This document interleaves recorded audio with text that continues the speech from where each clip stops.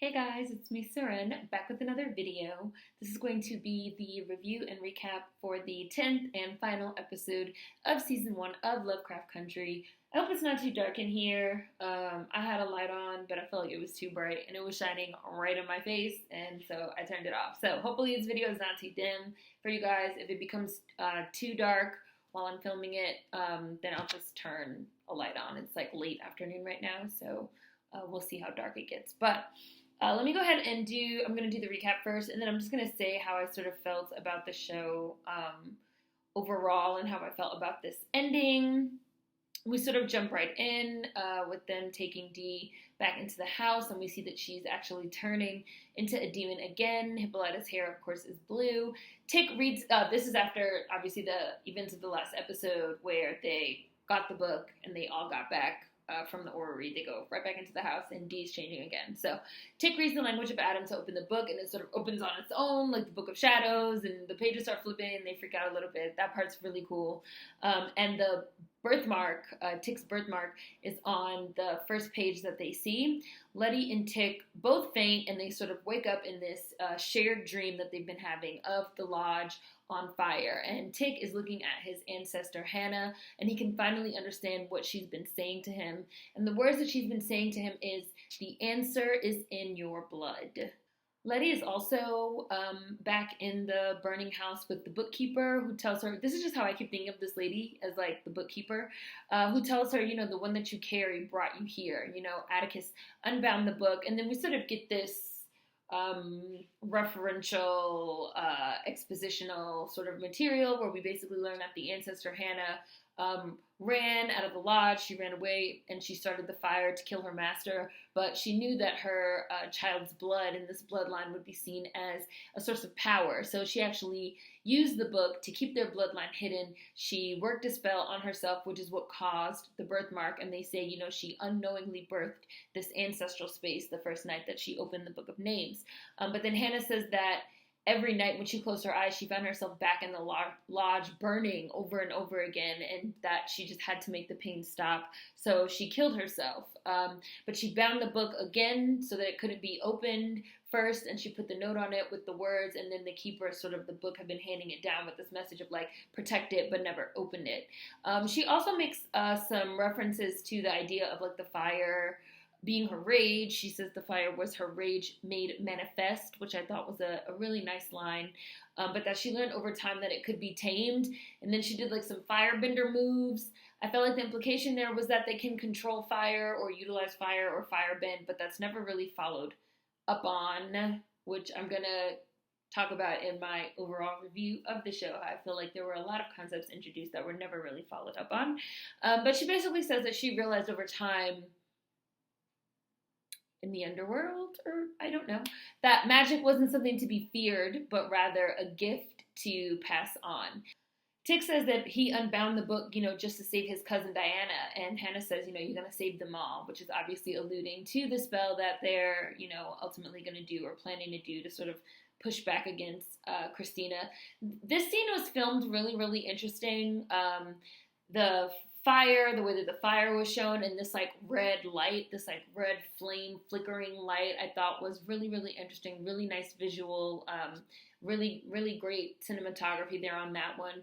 And then he sees his mom in there, he finally gets to see his mom. Please, someone correct me if I'm wrong, tell me, have they ever said how his mother died? Have they said it and I'm just forgetting? Please let me know. I feel like I don't remember. I tried looking it up on her wiki page, and it does not say how she died. It does say on here, it would seem that in addition to her marriage with Montrose, she also had a sexual relationship with George, who suspects that he may be Atticus's father opposed to Montrose. Yeah, I felt like that was basically confirmed in this episode as well. I feel like, because I slightly discussed it in the previous episode when I was like, originally I thought this was going to be like maybe a beard type of situation, like, Montrose was gay and she was like bearding for him. But no, it's like implied again in this finale that I don't know, like that they were sharing Dora, or that she was like sleeping with both of them, like, because they never really clear up, number one, they never really clear up who is in fact Atticus's father. That's never actually cleared up by the end if it was really George. Instead, they kind of like make it even more confusing because they sort of lead on with these insinuations that all three of them had something going on, so that it really could be either one of them. And then in this episode, this apparition of Dora has this conversation with Tick where she says, we have to do what we have to do. You're gonna have to do it to what you have to do to stop Christina. I know what Hannah said you're gonna have to do. They're basically implying that he's gonna have to kill himself or allow himself to be killed. But sometimes we have to sacrifice ourselves for something more important. And then she says, like, if life taught me one thing, is that we don't have a choice. I never had a choice with George and Montrose. Like, all three of us were soulmates. Like, they were both part of my soul. I can tell we are all your parents. You have Montrose's fierce heart and George's integrity. As if they were just really this threesome. And I was like, okay, but he's not both of theirs, though. Like, only one of them can be his father. And that was never really cleared up. And it was just only made even more ambiguous with this, like, conversation. Like, what the fuck actually happened there? What happened? Especially when they also, like, went through this trouble to, like, build up this profile of Montrose as being gay. Like, I don't understand. I don't understand. Moving on. I felt like in this episode and, like, by the end of this show, everybody was, like, exclusively speaking in platitudes because they were trying to keep everything so vague.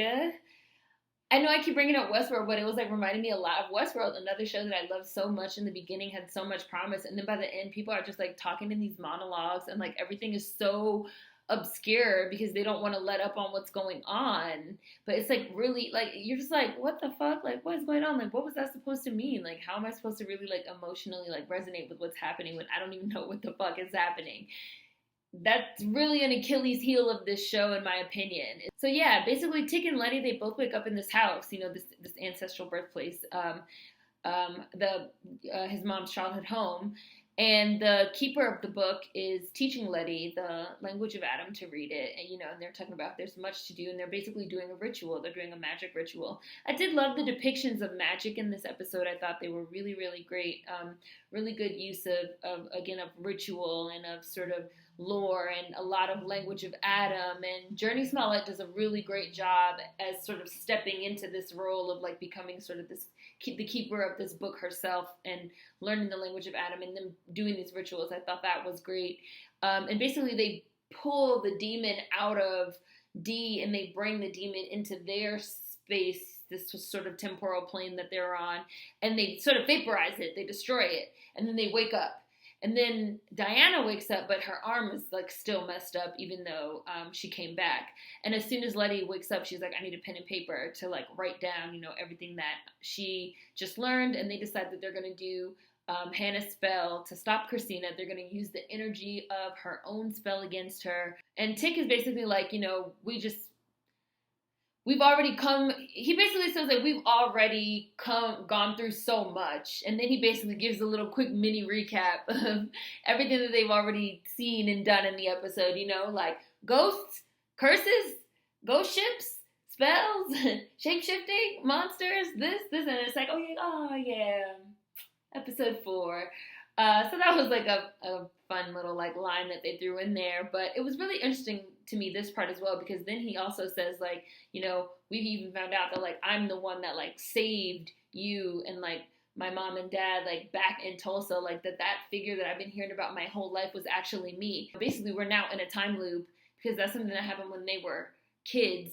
So now we're, sort of circling around, and it's sort of like, for all you know, you guys have already done literally all of this before, so you do kind of have to see it through to the end because you've already done it. I felt like, I kind of agreed that, like, you can't stop now, and can you even stop? Do you even have the ability to stop? Because you guys are in a time loop now. You're possibly just doing things that you've already done before and that you're going to do again and again for all eternity, but, we don't have to get into time loops right now, but it's always a paradox when you start introducing time loops like these, closed loops.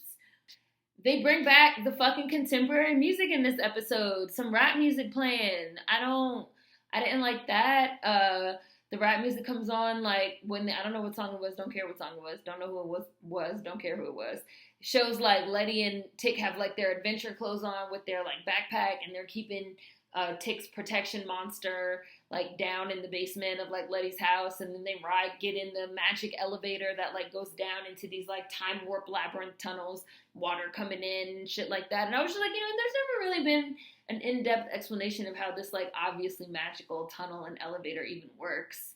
But they go down there and they end up doing the first part of their spell down there. So they draw some salt circles. They start doing this incantation. Water and steam appears inside the circle that they make, and they conjure this white man who says, like, to Tick, who are you? And Letty says, like, your blood heir. And it's like, oh, okay, he's Titus, obviously. He's Titus' birth wife. And then Hannah also appears as well. Titus leaves the circle and appears to Christina, who's riding in the car with Ruby. She crashes the car and flies out because, seatbelts didn't exist back then. And then she sort of, like, rushes over to the car all concerned, like, oh, my God, Ruby, are you okay? Because they spent a good portion of this episode really trying to, like, build up the idea that, like, Ruby and Christina really do have some type of, like, real emotional bond or connection. Just for what to happen. Spoiler alert, but as I'm sure you guys all know by now, Christina kills Ruby. So it's very funny to sort of see this, like, concerned, like, oh my God, are you okay?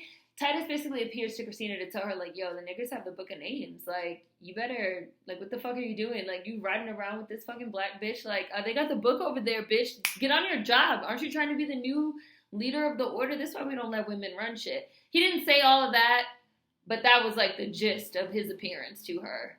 Tick and Letty summon their ancestors, being his mom and the cousin bookkeeper, to help them sort of, like, bring back the spirit of Titus and to kind of, like, bind him. The circle, he's supposed to be bound to the circle, not able to get out. And then Tick attacks him and cuts off a piece of his flesh and blood because they needed flesh and blood for this spell that they're trying to do. It's all kept very vague and ambiguous as to what exactly they're going to do, because obviously that's going to be a big finale reveal. But they needed him for this blood and this flesh. So, and then they have to send the ancestors away. Letty sends the bookkeeper away, and she actually ends up sending Tick's mom away as well because, he can't do it. He just can't, like, sort of let her go. We see Diana and Hippolyta sort of finally having the first heart-to-heart that they can have now that Hippolyta is back. Diana is understandably extremely upset because she feels like, you left me, you left me, my best friend died, I've been going through all this, my father already, died, and you left, no one could find you, no one knew where you were, like, I'm angry, I'm upset. And Hippolyta's like, I did it so that I could be Orythia Blue, who you imagine me to be. She's sort of trying to explain it, and Diana doesn't want to hear it. She's like, she's not real, I don't want to hear it. I don't care. Like, you couldn't save me. And this part is really sad, actually. And this part did emotionally resonate with me because Hippolyta is sort of trying to, walk this path of self-discovery. And so she's trying to explain to her child, like, I found a place where I could bring Orythia Blue to life. I went on adventures, you can't even imagine. And then I named myself Mother, and it brought me back here to you. And, this is where I am with my blue hair now. I'm here for you. And Dana's just like, it's too little too late. And that was selfish. It was a selfish reason because, I am your child and your obligation sort of is to me. That's not what she said, but that was how I sort of read the emotional resonance of this scene. And then Hippolyta sort of decides that she's going to figure out a way to help Diana and her little shriveled up demon arm, which, again, it's not really explained why her arm didn't come all the way back. But I felt like the plot sort of needed it, which I'm going to get to when I get to that point of the recap. So they decide they have to leave for Artem, tomorrow, like the very next day, in order to get there before the autumnal equinox, so that they can do all the things that they need to do to get ready for Christina. They're all together in the garage, and they decide that it's going to be all four of them going together. Hippolyta, Letty, Montrose, and Tick, and obviously they're going to take Diana as well. Christina comes to them because she saw Titus, and she asked for the Book of Names. She basically tells them, I know you guys have it. Give it to me, and I'll leave you alone. I'll find another way to do my spell without your blood. I won't kill anybody. Like, I'll never bother you again, And Tick says no, which I would have said no too, because I wouldn't have trusted Christina with anything that powerful. And Christina throws a hissy fit, and she takes the invulnerability spell away from Letty, and she sort of storms out. And then after that, it shows them sort of going home and starting to get ready to take this trip. And Weary is playing by Solange. And as much as I love the song, it doesn't fit. I do not like the use of contemporary music in this show at all, period. Tic calls the Drake Hotel and he meets up with Gia, who's being hit on by a whole white creep. They have a whole scene. He apologizes for treating her so bad. She reveals that her mom died and how, for a long time she thought she was a monster that couldn't feel anything until she met her friend Young Ja, who he, basically killed, and met him, and, how things changed with her mom after that. And then her mother died, and then, he started calling her again, and she basically showed up to feel something, I guess I'll put it that way. And we sort of see them have this heart-to-heart. And it's just like, bro, the most caring and sensitive that we see Tic on Lovecraft Country is definitely when he's with Gia, and it's definitely pissing off me and my homegirls. And he makes this whole speech about her being family. And I was like, so do you mean like in magic your family? Like your monster magic family? Or, what? How? Like, it just seemed like they're trying to like create this idea of a narrative around family, which we then see again come up later because we see Ruby and Letty going to their mother's grave and having this discussion about how she was a very difficult woman and a difficult person to get along with. And, Letty basically saying that her whole life she hasn't even understood the concept of a family because her relationship with her mother was so bad. They never actually show Letty and Ruby's mom. They never brought their brother back again either. And it's never even explained, like, does Letty have a white father? Like, that it's never really explained at all how any of that played out or how that related to any of their sibling interactions or, anything of that nature. But they sort of try to set up this scene at the cemetery of, Letty being like, I've never understood the concept of family. That's why even when mom died, I didn't come to the funeral because I was in jail, but I still didn't want to. And, but I'm trying to be family now. I needed to be family now. I needed to be my sister now and get this like DNA sample basically from Christina because you're the only one close enough to do it and we need it for this spell that we're trying to do to stop her so she doesn't kill Tic. Which even when I heard her say that, I thought to myself, like, it does still sound like you're hustling Ruby for something you want. Which Ruby then does say, like, this is the same as you've always been. You've only wanted to be my sister, when you want something. So, again, they're trying to, like, set up this huge narrative arc about the concept of family and what makes a family. And maybe they're even trying to do that with, like, leaving this, like, very ambiguous idea of, like, who is Tic's father. But it's just, like, it seems like it's a reach. Like, it's all so vague. Like, as if they don't even really know what their own point is that they're trying to make. They just know they're trying to make a point about, like, an idea of family and, like, family being important and even, like, making your own family and even, like, having a family through magic and through other things just outside of blood ties, even though blood ties are also important. It's just, they're trying to create a narrative about family and legacy. And that's been what they've been trying to do from the beginning, but it's just not connecting. It's not hitting. Sorry. The only family arc that I really felt strongly worked in this episode was between Hippolyta and Dee. Like, even when Hippolyta makes this comic and she slides the comic under the door of her adventures, and Dee is like, how did you learn how to draw like this? And she's like, an artist named, like, Aria taught me, and, like, I can teach you. And then we see that Dee is trying to draw with her right arm, so we know she's left-handed, and her left arm is like her demon arm that never came back.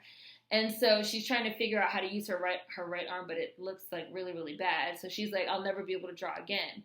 And Hippolyta basically admits, I did let you down, but, time moves forward, trust me. And this moment will pass, and I'm going to make sure you can draw again. And then we see her sort of show Dee into this room, and she kind of makes this face, and we hear this machinery whirring and buzzing in the room. I thought that maybe they were going to use the orrery to, like, travel back in time or travel somewhere, where they could, I don't know, use fucking advanced medicine to fix her arm or something. I don't know, but that wasn't what happened. We're going to talk about what happened at the end. But Ruby goes to see Christina at Christina's house. Christina's going over the details of her spell, talking about what she needs to do. how she first made the potion on the bridge where William was killed. She used his hair, blood, and nails, as well as hers, and the energy from him getting shot. And then we sort of see him in the back, and she's like, that's why I have to keep him in a comatose state. I still feel like I have a question of, are these people alive or are they dead? I feel like it's never actually made clear. Are they actually alive or are they actually dead and she's just keeping them somehow reanimated with magic so she can like continue using their DNA? But or are they like dead or like can they come back? I don't know. It's not really explained. It's not made clear. Ruby and Christina have this moment, this heart to heart about, you know, Ruby saying like, oh, you're scared your spell won't work, and then kind of giving her this, you know, it'll work, and then they like they kiss in their true forms sort of, you know, for the first time, really, finally. And it's kind of implied that right here is where Ruby's going to do this favor for Letty and get, like, Christina's, you know, like, material for this spell. Later on, we find out that that, in fact, did not happen, that Christina somehow catches Ruby at this point and kills her because it seems like the person has to be in this sort of quote-unquote dead comatose state for the potion to work, and then she uses Ruby's sort of genetic material to turn into her. She shows up at the house. She's pretending to be Ruby. That's a little bit ahead of myself, so let me rewind. So we get to a scene where Letty and Tick are wearing robes in a church. They're obviously about to be baptized. They're talking, and here Tick go with his motherfucking scrunched up face again. Tick always got this scrunched up face around Letty. He's never open and honest with Letty. He's never vulnerable with her, and now Letty has to comfort him yet again. Even though this moment they're supposed to be having in the church is supposed to be him doing this, you know, thing for her and like getting baptized because they know they're heading into a situation where like he possibly could be killed, you know, and like doing I'm sure this maybe even had a point in the ritual that was never explicitly explained, but we see like some flashbacks of them getting baptized later on. I don't know, but I was just like, this scene seems so superfluous. Like, again, it's supposed to be us having this emotional moment between Letty and Tick, but like the scene is so annoying. Like Tick's behavior is so irritating in one note, and Letty in this like role they've like placed her in with fucking Tick, like she's his fucking babysitter or something.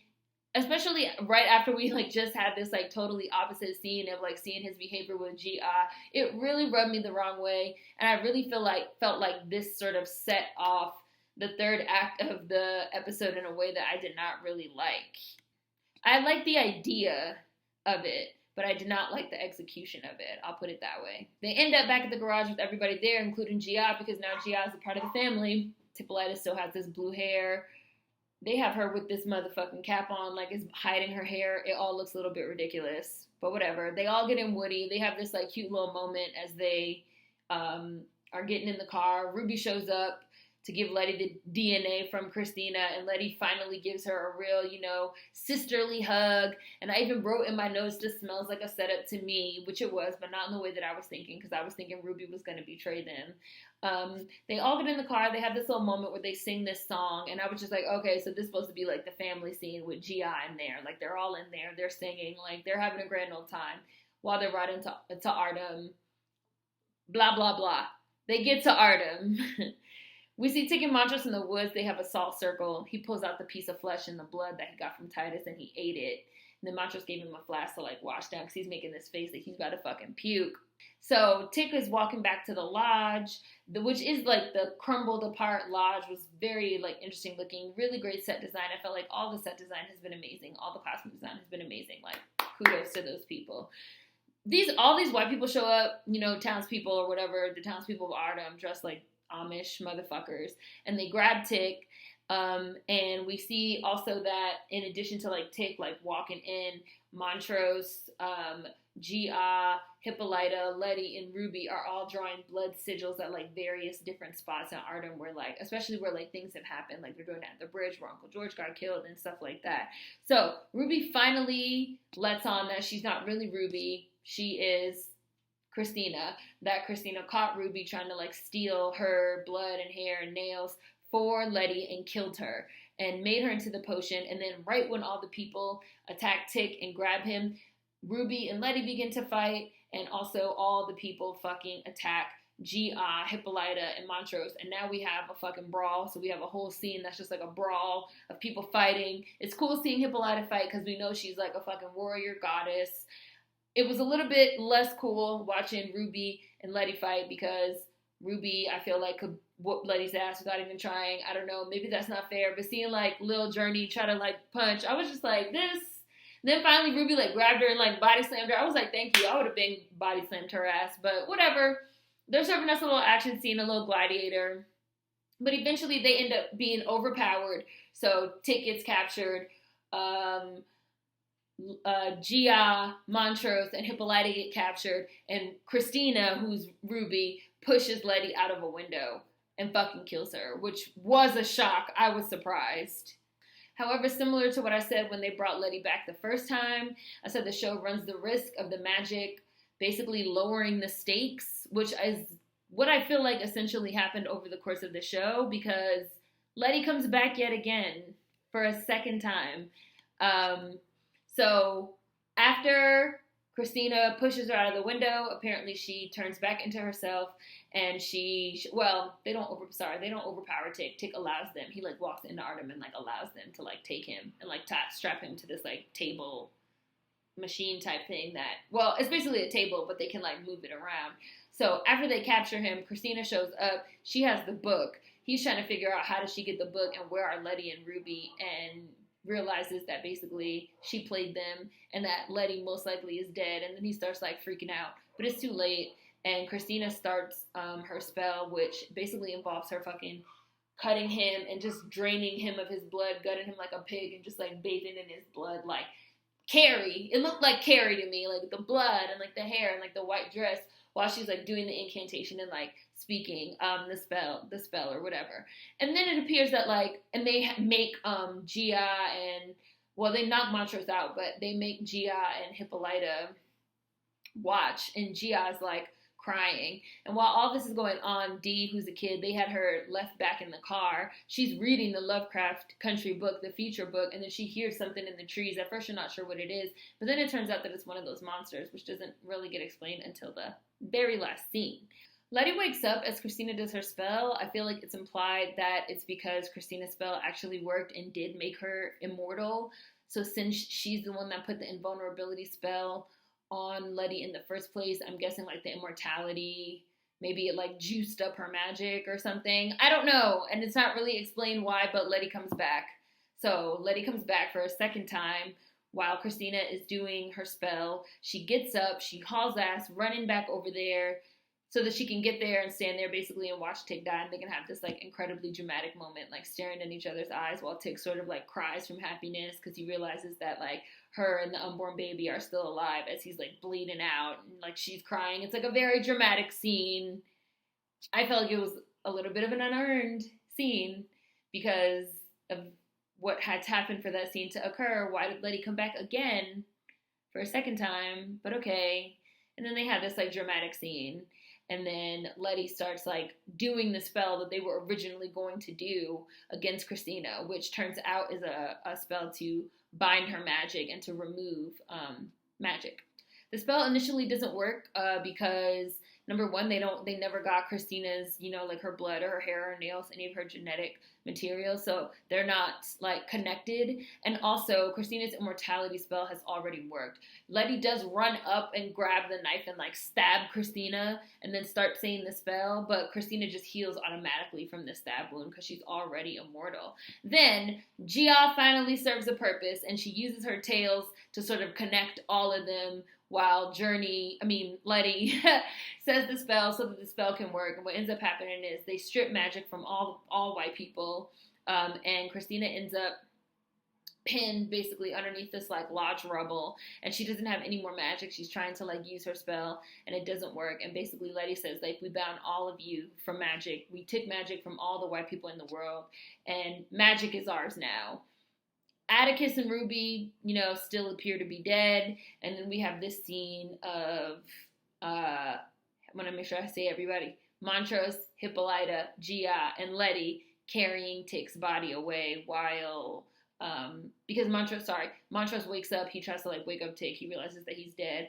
Turns out that Tick wrote him a goodbye letter, and the goodbye letter like plays while they're like carrying his body away. And they leave Christina behind pinned. She can't really lift up this boulder. It's kind of unclear whether or not she's still immortal, if she would have just been pinned there for all eternity. So Dee shows up with this monster. The monster saved her in the woods from when the other sort of Lovecraft Country monsters like came. They were white, which I noticed. The original Bretweth monsters, they show up to fucking attack Dee, but Dee luckily has a flashlight. They don't like the light, so they kind of like back off. And then this like black one, which is like Tick's little personal one that they conjured, showed up and protected Dee, and now it's like following her. So it shows up with her when she gets to Christina. It seems that when Montrose put the protection spell on Tick, they conjured up this monster that protected Tick, and now it seems that even though Tick has passed away, the monster is still going to protect his family. And it's revealed that the shit that was in the room that Hippolyta gave her for her arm was a motherfucking mech arm.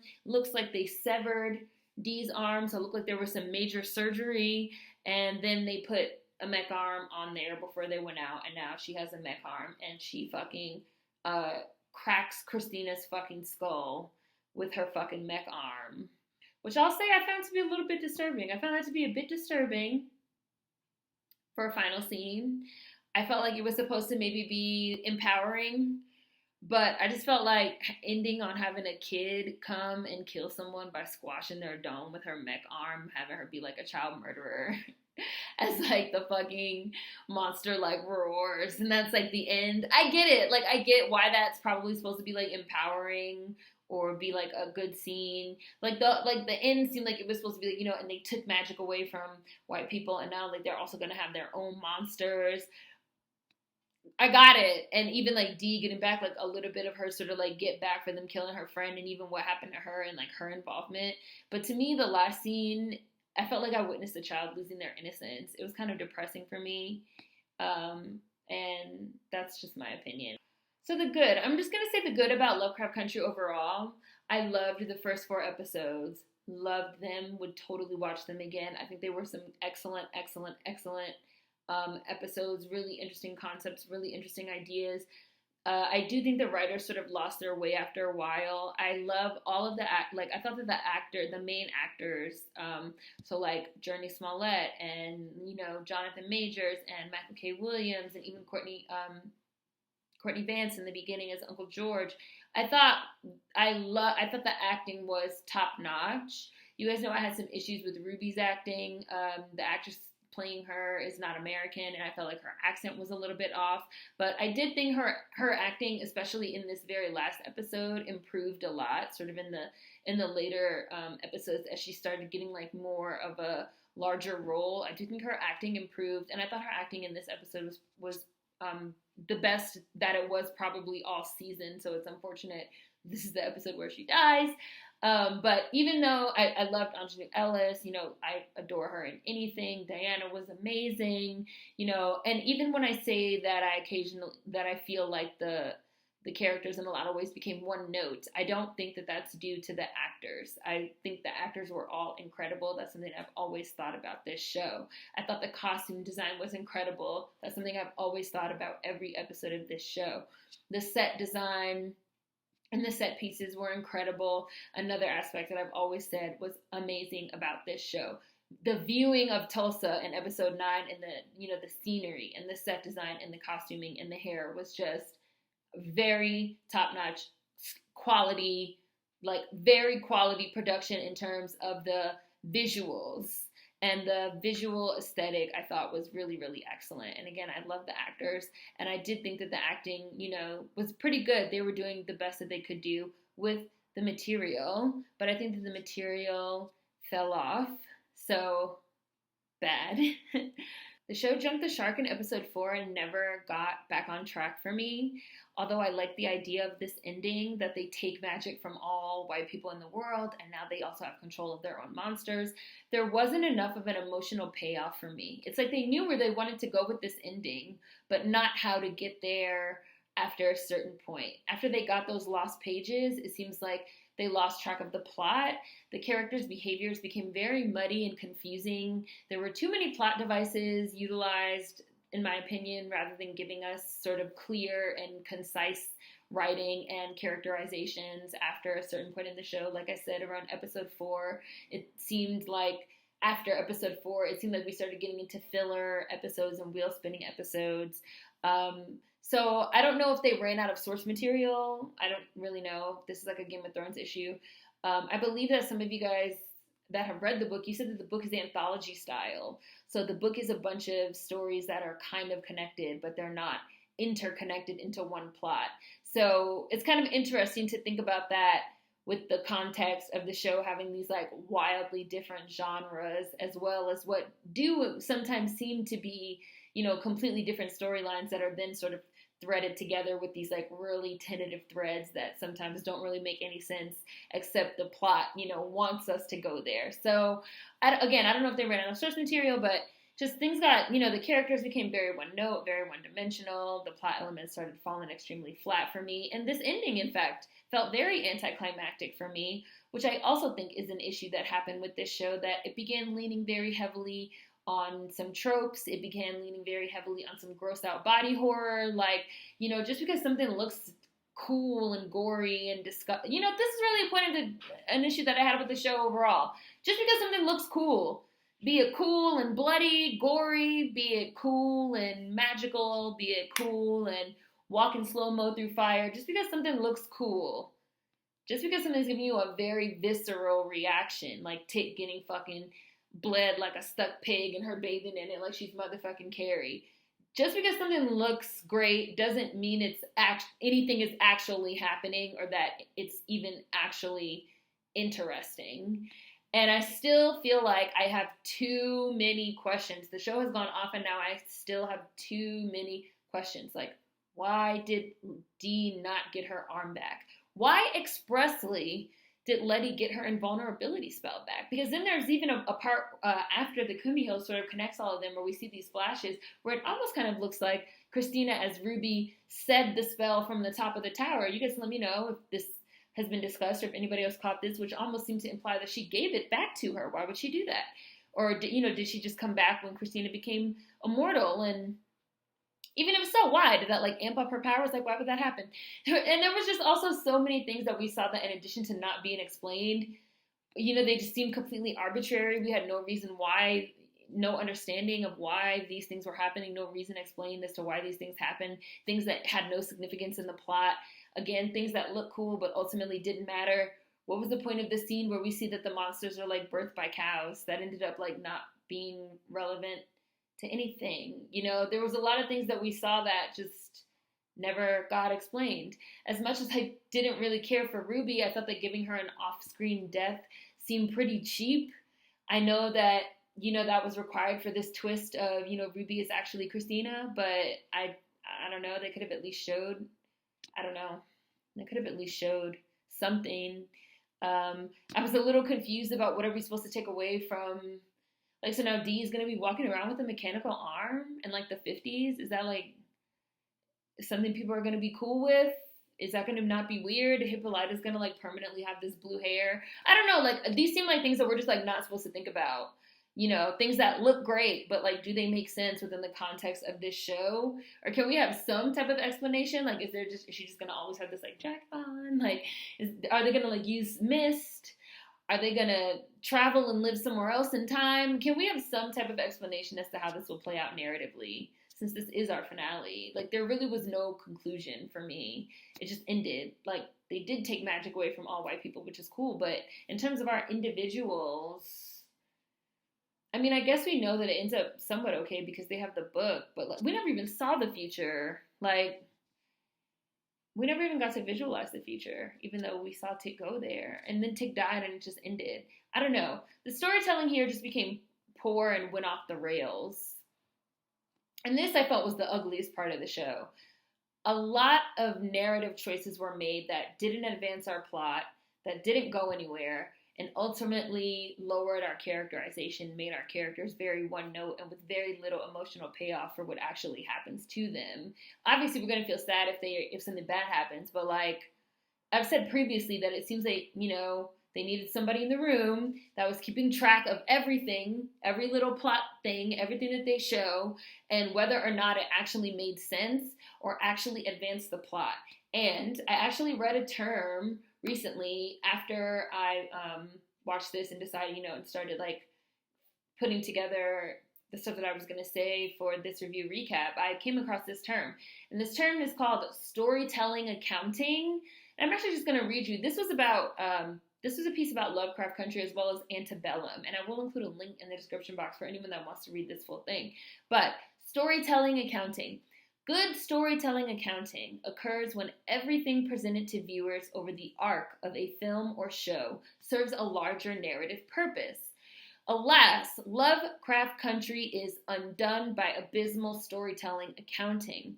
It is filled with elements that don't serve much, if any, purpose and aren't adequately explained, muddying the story and confusing or distracting viewers. And that's exactly what I mean. Like, the emotional payoff that we're supposed to feel when we see them carrying Tick's body, the emotional payoff that we're supposed to feel when we see Tick and Letty sort of having this last moment. You guys can't tell me that this moment is not cheapened by the fact that Letty has not died and been brought back, not once, but now twice. You know, they haven't earned these scenes. The writing hasn't earned these scenes. Just like I said last week, they set up these huge, beautiful, gorgeous, sweeping, lush, cinematic scenes, these luxurious, sets, this just amazing set design and this costuming, and they have these actors that are really trying to just like give it their all, but we have no idea how we got to this scene. So there's a whole minute of Letty and Tick staring at each other while he's dying. And we're just like, why did Letty just motherfucking come back to life? Like, we can only make assumptions as to why that happened. Or again, read supplemental materials or look at supplemental materials such as like podcasts and reviews and shit like that. When really we all know that all that was done just so they could have this scene of them staring at each other dramatically because somebody thought it was going to look cool. And it did. It looked great. But does it make sense? And what is the real point of it? And the writing just doesn't support what they really were attempting to do. It was just very form over function for me. Lovecraft Country definitely became an exercise in form over function that started out really smart, really interesting, really sort of poking at and prodding at these ideas about race and horror and again, like bloodlines, monsters, and legacy and family. And it just seemed like it went off the rails and they got confused and lost sight of what they were actually trying to do. And it was a bit of a lot of a disappointment. It was disappointing for me, I was a very disappointing ending. I do like the idea that they take all the magic away from all white people and now like black people, like magic is ours now. And now our family has the magic and we're in charge of magic and we have the monsters and you have nothing. You're pinned under this, rock, probably immortal for all eternity with no power. Can't get this fucking rock off of you. And then Dee came and crushed her head, which I was just like, oh, okay, whatever, I guess. But I just didn't, even that decision, even the very last scene, I was just like, why? And even though I get what is the symbolism of it, but I don't know. I felt like they really lost sight of that just seemed really sad to me. Like, I wanted to see Dee as like an innocent little girl that, I don't know, that gets to go on adventures with her mom, not gets this mech arm and like really like stands there and just like watches while she's like crushing somebody's head like a little sociopath. I don't know. I was disappointed. It didn't do what I wanted it to do. And Lovecraft Country disappointed me ultimately, even though I do think the first 4 episodes are great and could be watched over and over. But ultimately, I was very disappointed with Lovecraft Country. Watchmen was better. So I don't know if there's going to be a season 2. If there is, I'm probably not going to, maybe I'll watch it, but I doubt I'll review it. I'd have to really be maybe blown away by the first episode if there's even going to be a season 2. And if they do have a season 2 of Lovecraft Country and not a season 2 of Watchmen, that will just make no sense at all. So anyways, final review recap for Lovecraft Country. Let me know what you guys think in the comments. I will include the link to what I was reading about good storytelling accounting in the description box. But for that, as always, see you guys next time. Peace.